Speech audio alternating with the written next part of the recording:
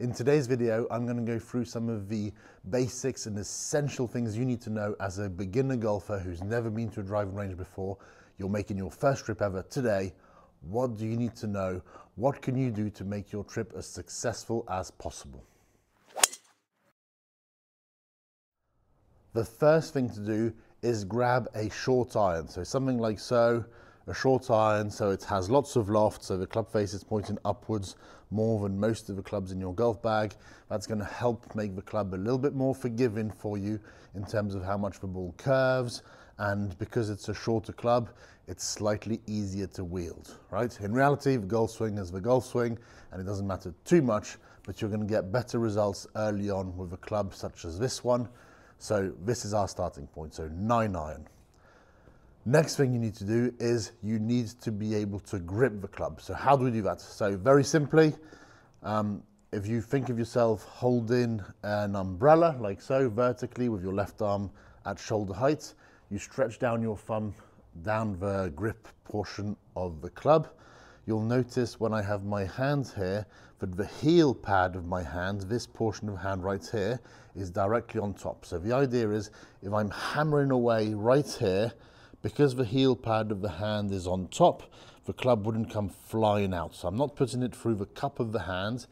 It's heel pad on top with my lead thumb, my left thumb, relatively long down the shaft as though I'm hitchhiking.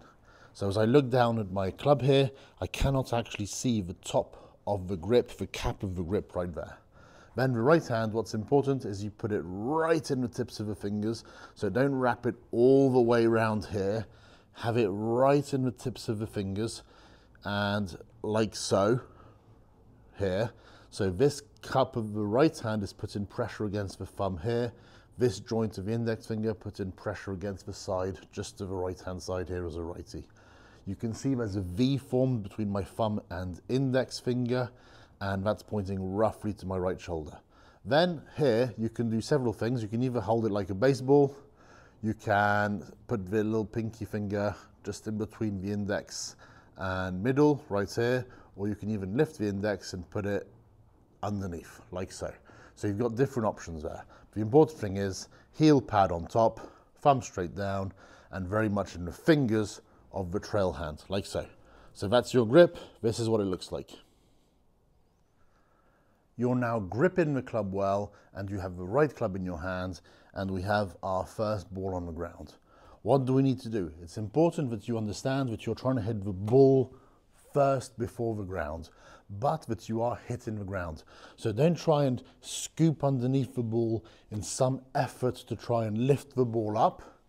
What you've got to try and do is hit ball first, then ground. Good players always make a little hole in the ground when they hit the shot. It's called a divot, and it takes place just after the ball. So they hit ball first and then take a divot on this side of the golf ball.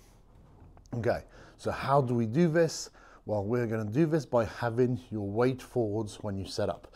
So if you imagine setting up 50-50, you've got your heels roughly shoulder width, you've got your feet turned out, Donald Duck style, that's 50-50.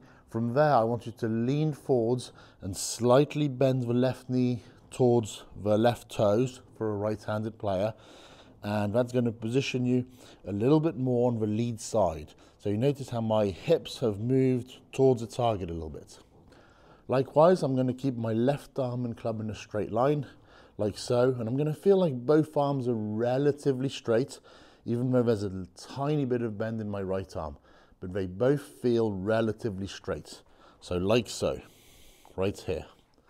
So left arm club form a straight line, weights on the front foot, my arms are pretty straight. From there, I want you to make a backswing when you only go back to hands waist height, keeping those arms nice and straight, and then the club through to a finish position where again, your arms are straight and your hands are between waist and shoulder height. So it's this motion. So feet turned out, feet just about shoulder width apart. Although this is just a starting block and we can have many variations to this. Weight forwards by flexing the lead knee towards the toes, like so. Left arm and club here form a straight line. Both arms are relatively straight. Go from waist high to between waist and shoulder height. And notice how straight my arms remain. They're very constant in their position. At no point do I drift back off the ball like this. At no point do I start to hinge my wrists or start to fold my arms. I'm trying to make the arms remain as straight as possible, like so. So if I have a go, right here. And then I make sure I can hold it in balance for a number of seconds. And I repeat the process. Feet turned out, left knee flexing forwards, so my hips are moving forwards, left arm club in a straight line, arms are straight, waist height, between waist and shoulder height. And all the while you can see how straight my arms are and how I'm finishing, and my weight is fully on the left side. Now if you can do those two things, keep your weight forwards and keep your arms straight, that is going to be your best chance at making good strikes with the golf ball. Now what's important to understand is that this is the very first building block, the very first step. This is learning to strike the ball cleanly so that you don't make shots where you hit the ground before the ball, shots where you hit the top of the ball. It's to make a good strike. Admittedly, by making it so reduced in scope in terms of the length going back and length going through, and by isolating the arms so that they just remain still and straight and constant from start to top to finish, that is reducing your potential for power. But this is something that you can learn later, and you must learn later, because the most important thing, I promise you in the beginning, is simply learning to make that good strike. So you've got everything you need now. You can go ahead, make your first trip to the range. I promise you, if you do these things, it will go well and you'll start to really enjoy the feeling of golf.